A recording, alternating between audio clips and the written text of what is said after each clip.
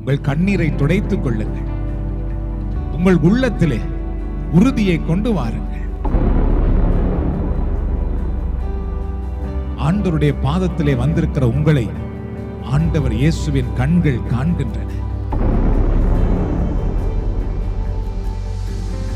சிங்கக்குட்டிகள் தாழ்ச்சி அடைந்தால், பட்டினி இருந்தால், ஆண்டவரை நம்பியிருக்கிற உங்களை, உங்கள் குடும்பத்தை, உங்கள் பிள்ளைகளை, உங்கள் எதிர்காலத்தை ஆண்டவர் ஒருபோதும் கைவிட மாட்டார்.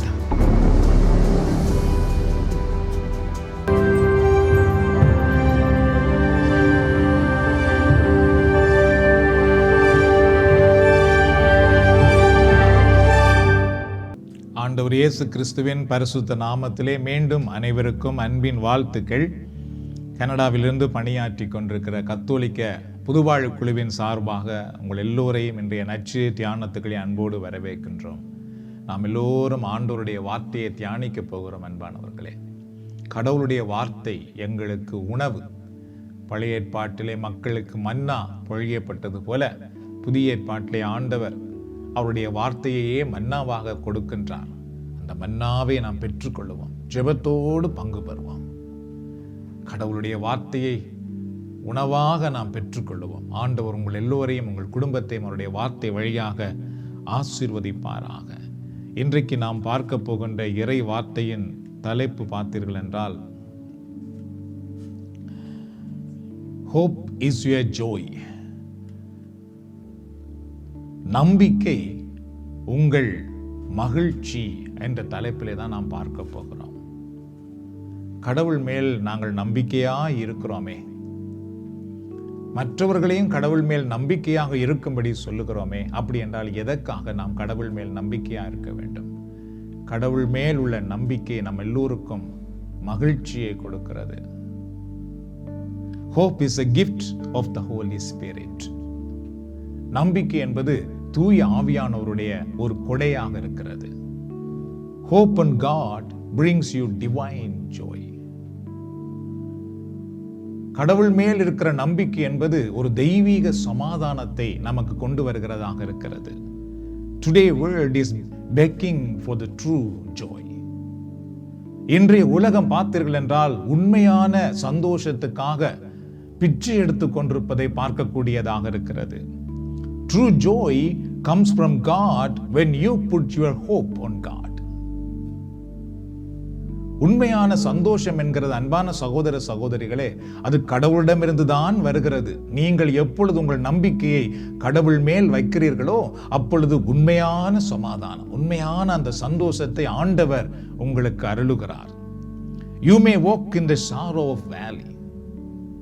நீங்கள் துன்பம் என்கிற பள்ளத்தாக்கிலே இப்பொழுது நடந்து கொண்டிருக்கலாம்.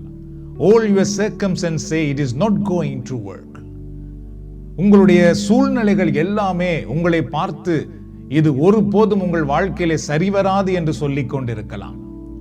Your children may be out of your hands. உங்களுடைய பிள்ளைகள் உங்களை கைவிட்டு, உங்கள் கையை விட்டு விட்டு போயிருக்கலாம்.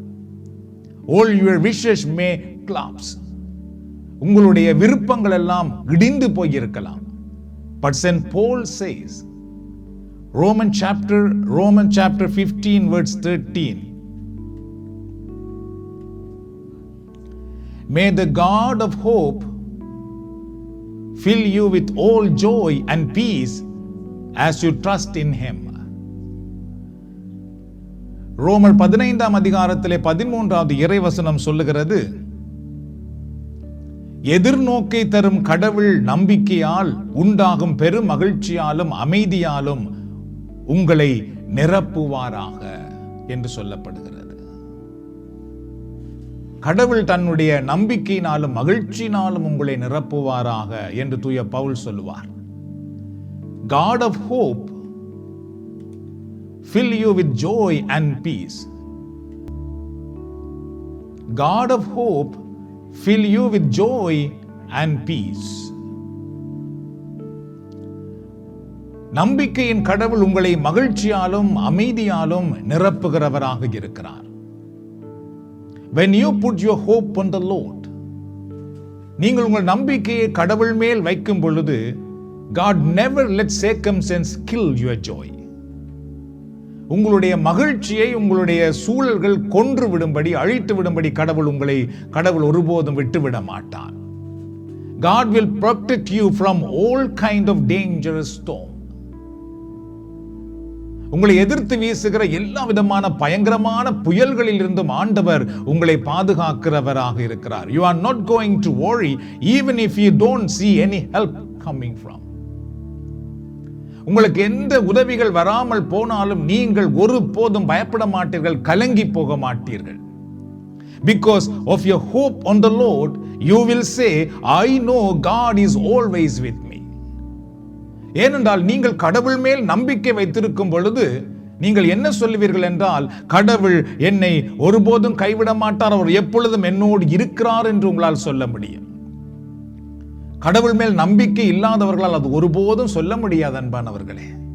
அவர்கள் பதறுவார்கள், நிலைகுலைந்து போவார்கள், பதட்டப்பட்டு விடுவார்கள், தங்களுடைய உயிரை அவர்கள் அழித்து விடுவார்கள், குடும்பத்தை உடைத்து விடுவார்கள். ஆனால் நாம் என்ன சொல்லுவோம் தெரியுமா?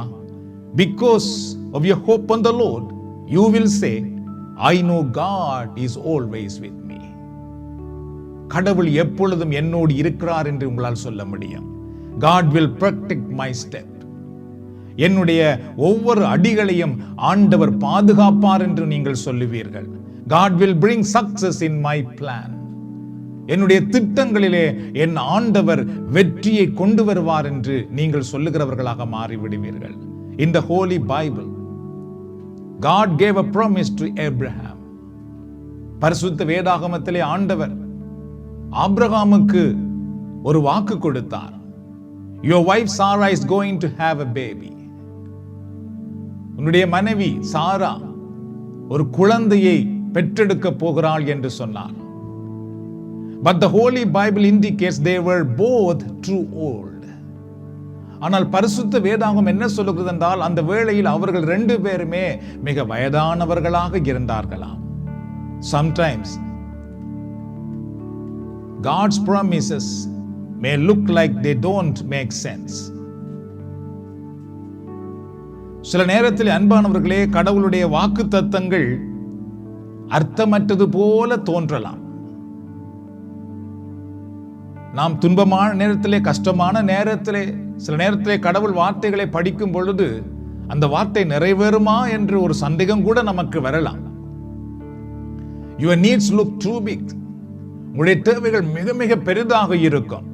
Problems that look impossible. உங்களுடைய பிரச்சனைகள் ஒருபோதும் முடிவுக்கு வராதது போல தோன்றும். You may not have enough money to survive. நீங்கள் வாழ்வதற்கே உங்களிடத்தில் இருக்கிற பணம் பற்றாக்குறையாக இருக்கும். You may not have enough money to start your business. உங்களுடைய ஒரு தொழிலை ஆரம்பிப்பது கூட உங்களிடத்திலே பணம் இல்லாமல் இருக்கலாம். You may not see any positive circumstance. எந்த விதமான நேர்மறையான உங்களுக்கு சாதகமான எந்த சூழ்நிலை கூட உங்களுக்கு இல்லாமல் இருக்கலாம். But for God everything is simple. ஆனால் அன்பானவர்களே, ஆண்டவருக்கோ எல்லாமே மிக இலகுவானதாக இருக்கிறது. நீங்கள் கடவுள் மேல் நம்பிக்கையா இருக்கும் பொழுது சூழ்நிலைகள் எவ்வளவு பாதகமாக இருந்தாலும் நீங்கள் நம்பி இருக்கிற கடவுளோ உங்களுக்கு உதவி செய்வார். சூழ்நிலைகள் எல்லாம் இறைவனுக்கு எந்த விதத்திலும் பெரிதானவைகள் அல்ல. கடவுளுக்கு அவைகள் எல்லாம் மிக மிக இலகுவானதாகவே இருக்கிறது. God doesn't ask you to figure out how it will change. இது எவ்வாறு மாற்றமடையும் என்று நீங்கள் தேடி கண்டுபிடிக்க வேண்டும் என்று கடவுள் உங்களிடத்தில் எதிர்பார்க்கவில்லை. God doesn't ask you to come with a plan. நீங்கள் ஒரு திட்டத்தோடு என்னிடத்திலே வாருங்கள் என்று கூட கடவுள் உங்களிடத்திலே கேட்கவில்லை. God doesn't ask you to research it. இந்த பிரச்சனை எவ்வாறு தீரும் என்று நீங்கள் ஆராய்ச்சி செய்து பாருங்கள் என்று கூட கடவுள் உங்களுக்கு சொல்லவில்லை. God asks you to put your hope on him. கடவுள் என்ன சொல்லுகிறார் பாருங்கள், உங்கள் நம்பிக்கையை அவர் மேல் மட்டும் வையுங்கள் என்று சொல்லுகிறார்.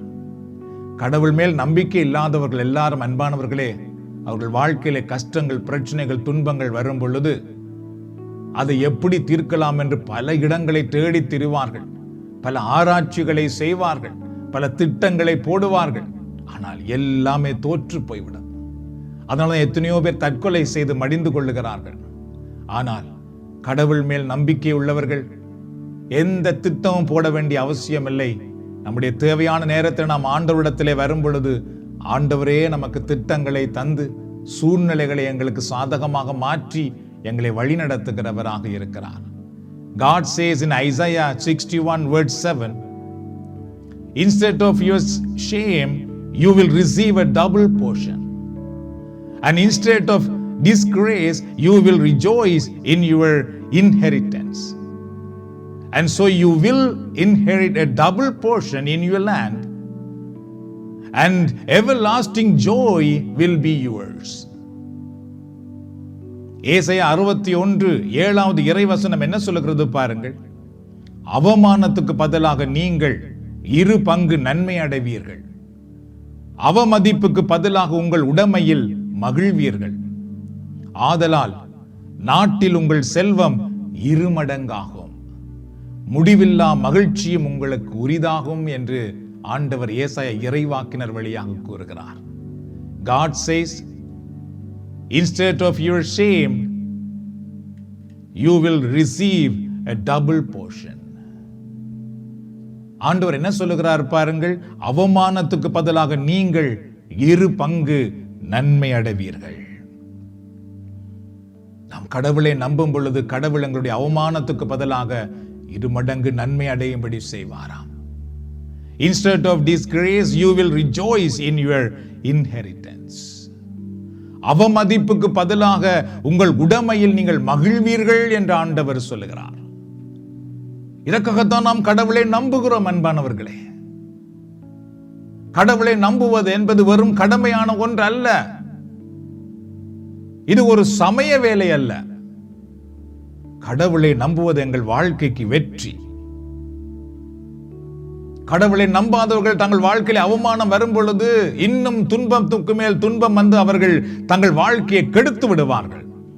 ஆனால் நான் உங்களுக்கு சொல்லட்டும், கடவுளை நம்புகிற நமக்கு கடவுள் எங்களுடைய துன்பங்களுக்கு பதிலாக 10 மடங்கு 2 மடங்கு ஆசீர்வாதத்தை தருகிறேன் என்று வாக்கு கொடுத்திருக்கிறார். In the Old Testament, God's people went through a very dark time. பழைய ஏற்பாட்டிலே கடவுளுடைய மக்கள் மிக மிக இருள் சூழ்ந்த நேரங்களுக்குள் சென்றார்கள் என்றெல்லாம் நாம் பார்க்கின்றோம். But in the midst of their dark time, God sent His word to encourage them.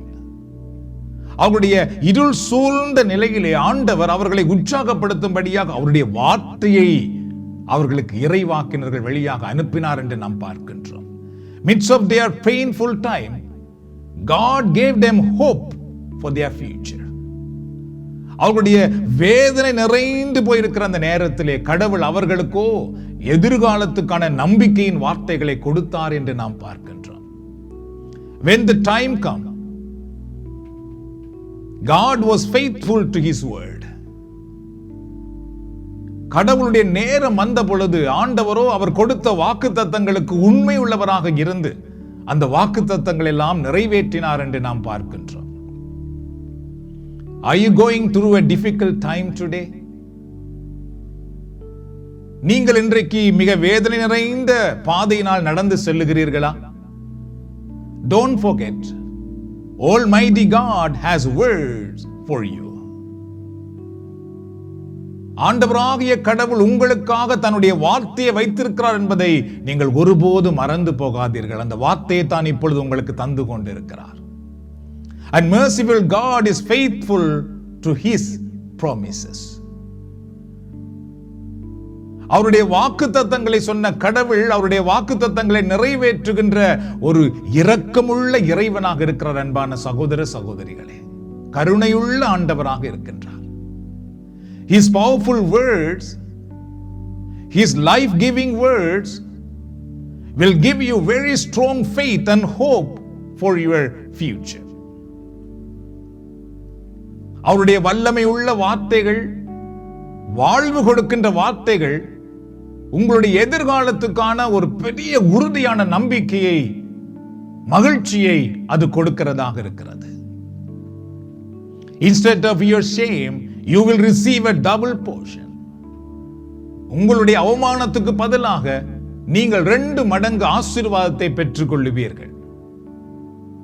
Isaac reaped 100 times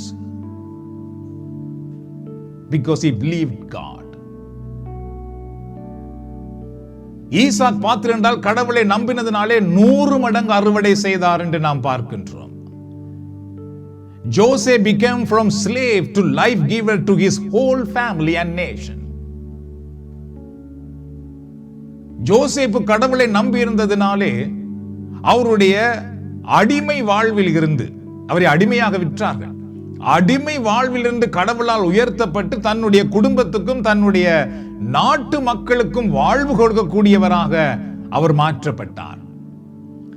Job received double. ஜோபு தன்னுடைய வாழ்க்கையில் இழந்ததையெல்லாம் 2 மடங்கு பெற்றுக்கொண்டார் என்று நாம் பார்க்கின்றோம். The same God blessing you today to receive a double portion. அதே கடவுள் இன்றைக்கு நீங்களும் 2 மடங்கு ஆசீர்வாதம் பெற்றுக்கொள்ளும்படி ஆசீர்வதிக்கிறார். This is your prophet word.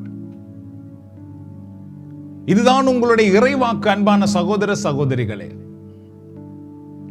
Your God is the God of repaying.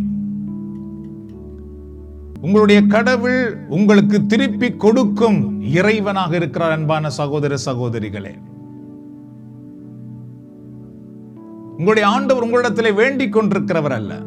நீங்கள் கடவுள் மேல் நம்பிக்கை வைக்கும் பொழுது அதற்கான பலனை அவர் கொடுக்கும் இறைவனாக இருக்கின்றார். That means he does not just repay you. அதனுடைய அர்த்தம் என்னென்றால் அது அப்படியே அவர் உங்களுக்கு எதை வேண்டினாரோ அல்லது அதற்காகவே ஒன்றை கொடுக்கிறவர் அல்ல. Our God is going to go above and make things even better than they were before. அது மட்டுமல்ல அன்பானவர்களே, அவர் நீங்கள் கொடுப்பதற்கு பதிலாக நீங்கள் வைக்கின்ற நம்பிக்கைக்கு மேலாக நீங்கள் எதிர்பார்க்காத வேண்டிக் கொள்ளாத மேலான நன்மைகளை எல்லாம் தந்து உங்களை அவர் ஆசீர்வதிக்கிறவராக இருக்கிறார். இதான் உண்மைதான் கடவுளுடைய வார்த்தை சொல்லுகிறது. If you are facing challenges today, remember, it is always darkest just before the sunrise appear. நீங்கள் பலவிதமான சவால்களை சந்தித்துக் கொண்டிருப்பீர்கள் என்றால் ஒன்றை இப்பொழுது ஞாபகப்படுத்திக் கொள்ளுங்கள். சூரியன் உதயமாவதற்கு முன்பதாக இருள் இருக்கிறது. If you are going through difficulties, நீங்கள் பல கஷ்டங்கள் வழியாக போய்க் கொண்டிருப்பீர்கள் என்றால்,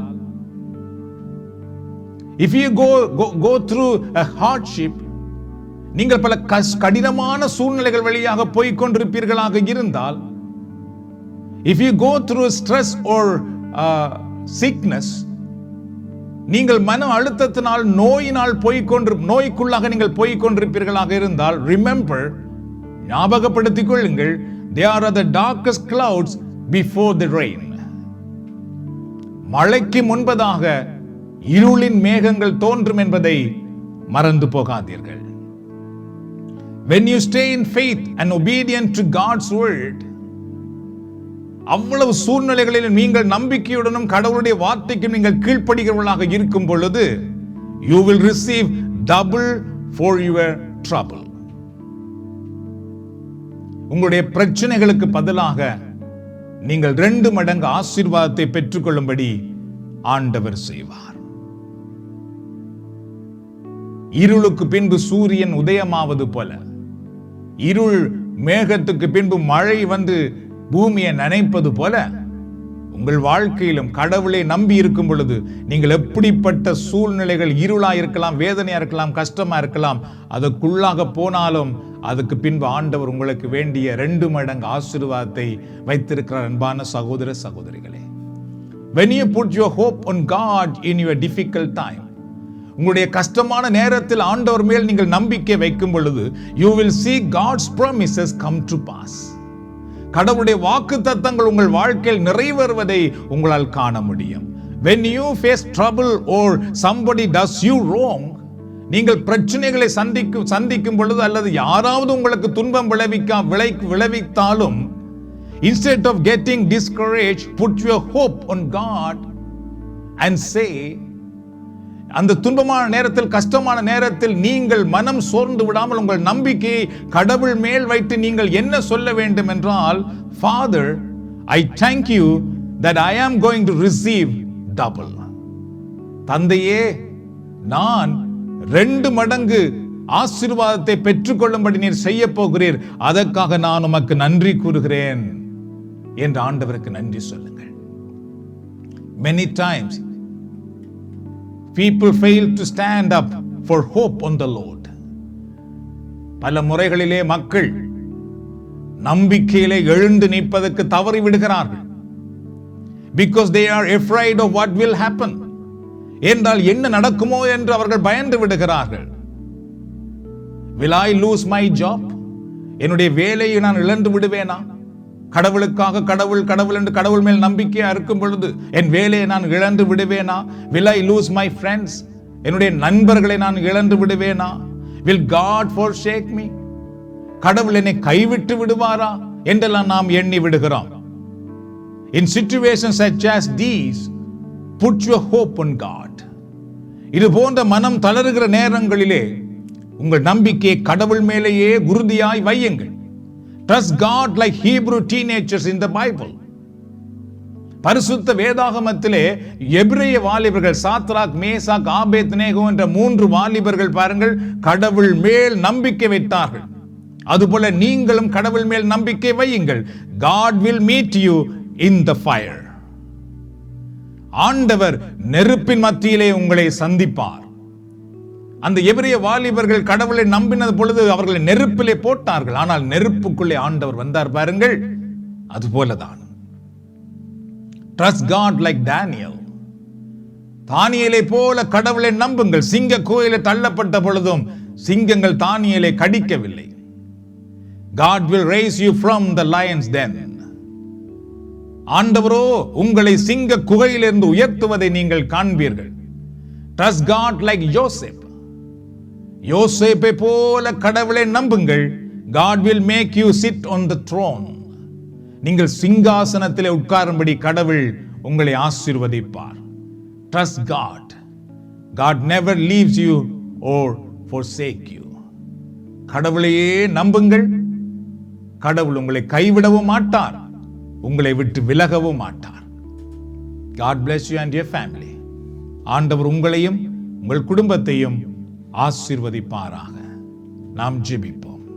காக்கும் கரங்கள் உண்டெனக்கு, காத்திடுவார் கிருபையாலே.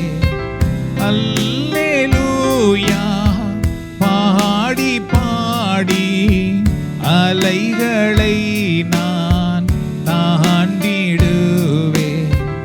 அல்லேலூயா பாடி பாடி அலைகளை நான் தாண்டிடுவேன். நம்புவேன் இயேசுவை, நம்புவேன் இயேசுவை, நம்புவேன் இயேசுவை, நம்புவேன் இயேசுவை. கண்மலைகள் பெயர்க்கும்படியாய் கர்த்தர் என்னை கரம் பிடித்தார். கண்மலைகள் பெயர்க்கும்படியாய் கர்த்தர் என்னை கரம் பிடித்தார். காத்திருந்து பலனடைந்து கழுகு போல எழும்பிடுவேன். காத்திருந்து பலனடைந்து கழுகு போல எழும்பிடுவேன். நம்புவேன் இயேசுவை, நம்புவேன் இயேசுவை, நம்புவேன் இயேசுவை, நம்புவேன்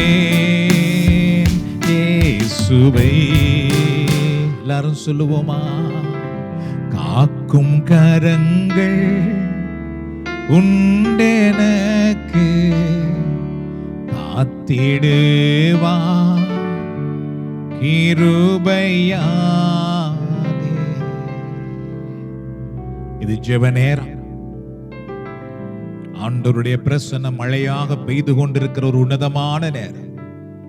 ஆண்டவரையே நோக்கி பாருங்கள், ஜெபிக்க ஆரம்பியுங்கள், உள்ளத்தை ஆண்டவர் பக்கமாக உயர்த்துங்கள், கரங்களை உயர்த்துங்கள், கரங்களை குவித்து ஆண்டவர் நோக்கி ஜெபிக்க ஆரம்பியுங்கள்.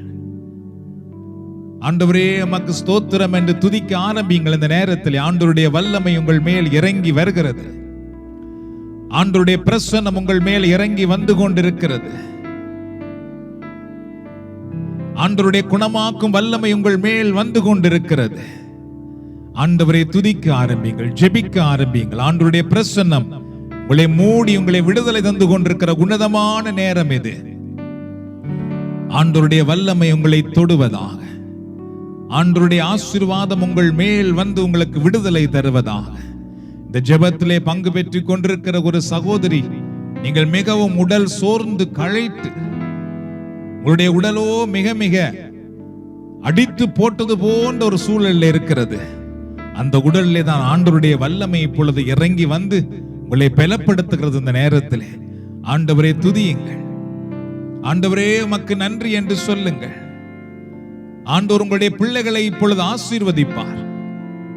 உங்கள் குடும்பத்தின் தேவைகளை அவர் சந்திப்பார். உங்களுடைய கஷ்டங்களிலிருந்து அவர் உங்களுக்கு விடுதலை கொடுப்பார். ஆண்டவரே என் வீட்டிலே வாரும், என் கஷ்டங்களிலிருந்து எனக்கு விடுதலை தாரும், என் பிள்ளைகளுடைய வாழ்க்கையை ஆசீர்வதியும் என்று ஜெபம் பண்ணுங்கள். இந்த நேரத்தில் அன்பானவர்களே, ஆண்டவர் உங்களுடைய துன்பங்களுக்கு பதிலாக 2 மடங்கு ஆசீர்வாதத்தை கொடுப்பார். உங்கள் கஷ்டத்துக்கு பதிலாக பன்மடங்கு ஆசீர்வாதத்தை தந்து உயர்த்துவார். இந்த நேரத்தில் உங்களில் சிலர் மற்றவர்களுக்கு உதவி செய்து நீங்கள் ஏமாந்து போயிருக்கிறீர்கள். பயப்படாதீர்கள். நீங்கள் செய்த நன்மையின் நிமித்தம் ஆண்டவர் உங்களை உயர்த்துவார். உங்களுடைய எதிராளிகளுக்கு முன்பாக நீங்கள் தலை நிமிர்ந்து நிற்கும்படி ஆண்டவர் செய்வார். ஆண்டவருக்கு நன்றி என்று சொல்லுங்கள். நன்றி ஆண்டவரே. இந்த நேரத்தில் ஒரு தாயார், ஆண்டவரே என் குடும்பத்தை கண்ணோக்கி பாரும், என் பிள்ளைகளுடைய வாழ்க்கையை கண்ணோக்கி பாரும், என் பிள்ளைகள் எல்லாம் நல்லா இருக்கும்படி ஆசீர்வதியும் என்று சொல்லி மன்றாடுகிறீர்கள். இந்த தாய்க்கு ஆண்டவர் கூறுவது என்ன தெரியுமா? உங்கள் பிள்ளைகளுடைய ஆசீர்வாதத்துக்காக முதல் நீங்கள் மன்றாட வேண்டாம். அதை நிறுத்திவிட்டு உங்கள் பிள்ளைகள் ஆண்டவராக இயேசு கிறிஸ்துவை அறிந்து கொள்ள வேண்டும் என்று மன்றாடுங்கள் என்று ஆண்டவர் கூறுகிறார். ஆகவே அந்த தாயார் இந்த நேரத்திலே உங்கள் பிள்ளைகள் ஆண்டவர் இயேசு கிறிஸ்துவை அறிந்து கொள்ள வேண்டும் என்று மன்றாடுங்கள். இயேசு அவருடைய வாழ்க்கையில் வரும் பொழுது அவர்களுக்கு வேண்டிய அனைத்து நன்மைத்தனங்களையும் கொடுத்து அவர் ஆசீர்வதிப்பார். நன்றி ஆண்டவரே, உம்மை போற்றுகிறோம், துதிக்கிறோம் அப்பா. இந்த நேரத்தில் ஒரு சகோதரர் சொல்லுகிறீர்கள், என்னுடைய குடும்பத்தின் முன்னேற்றத்துக்காக பல முயற்சிகளை நான் செய்து கொண்டிருக்கிறேன், எல்லாம் தடையாகவே வந்து கொண்டிருக்கிறது என்று. ஆனால் இந்த நேரத்தில் ஆண்டவர் அந்த தடைக்கல்லை நீக்கி போடுகிறார். அன்பின் ஆண்டவரே, இந்த நேரத்திலே அந்த சகோதரருக்கு முன்பாக இருக்கிற தடைகள் எல்லாம் நீக்கி அவர் வாழ்க்கையில் வர வேண்டிய நன்மைத்தனங்கள் வந்து சேரும்படி ஆண்டவருடைய அருக்கரம் இப்பொழுது ஆசீர்வதிப்பதாக. அன்பின் ஆண்டவரே, இதில் இணைந்திருக்கிற ஒவ்வொருவர் மேலும் உம்முடைய வல்லமை இறங்கி வரட்டும், உம்முடைய பிரசன்னம் இறங்கி வந்து இவர்களை ஆசீர்வதிக்கட்டும். இந்த நாளில் நாங்கள் கேட்டது போல உம்மேல் நம்பிக்கை வைத்திருக்கும் பொழுது நீர் தெய்வீக சமாதானத்தினால் நிரப்புகிறீரே, அந்த சமாதானம் உம்முடைய பிள்ளைகளை மூடிக்கொள்ளுவதாக. உம்மேல் நம்பிக்கையா இருக்கும் பொழுது அவர்கள் 2 மடங்கு ஆசீர்வாதத்தை பெற்றுக் கொள்வார்கள் என்று நீர் சொல்லி இருப்பது போல இந்த நேரத்தில் உம்முடைய பிள்ளைகள் அந்த ஆசீர்வாதத்தை பெற்றுக் கொள்வார்களாக. அவமானத்துக்கும் அவமதிப்புக்கும் பதிலாக பன்மடங்கு நீர் ஆசீர்வாதங்களை கொடுத்து உயர்த்துகிற கடவுள். ஆகவே இந்த நேரத்திலே உம்முடைய பிள்ளைகள் சந்தித்த துயரங்கள், துன்பங்கள், கஷ்டங்கள், ஏமாற்றங்களுக்கு பதிலாக பன்மடங்கு ஆசீர்வாதத்தை இவர்களும் இவர்களுடைய பிள்ளைகளும் பெற்றுக் கொள்வார்களாக. இந்த நேரத்திலே நீர் அதை செய்வதற்காக நன்றி கூறுகிறோம் அப்பா, நன்றி கூறுகிறோம் ஆண்டவரே. இதோ இந்த நேரத்தில் தானியேலை நீர் ஆசீர்வதித்து சிங்கக்கோயில் என்று உயர்த்தினீரே, அதுபோல உம்முடைய பிள்ளைகள் இப்பொழுது உம்மை நம்பி இருக்கிற உம்முடைய பிள்ளைகளை சிங்கக்குகையில் என்று உயர்த்துவீராக. யோசேப்பை அடிமை வாழ்வில் இருந்து உயர்த்தி சிங்காசனத்தில் உட்காரும்படி செய்தது போல உம்முடைய பிள்ளைகளின் மீது ஆசீர்வதித்து உயர்ந்த ஸ்தானத்தில் இருக்கும்படி ஆண்டவர் ஆசீர்வதிப்பீராக.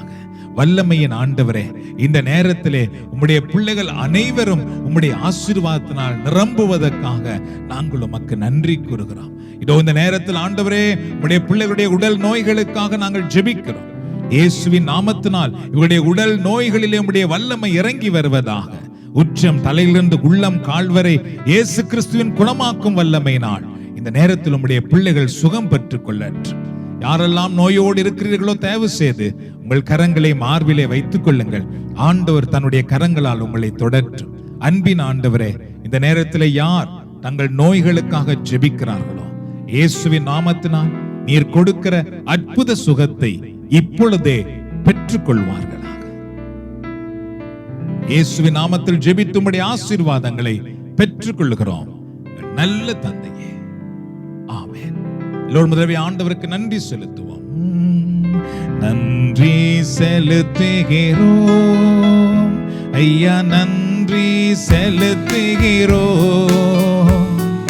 நல்லவரே, அன்புள்ளவரே, நன்றி செலுத்துகிறோம். ஆராதிக்கின்றோம், உம்மை ஆராதிக்கின்றோம். நல்லவரே, அன்புள்ளவரே, ஆராதிக்கின்றோம்.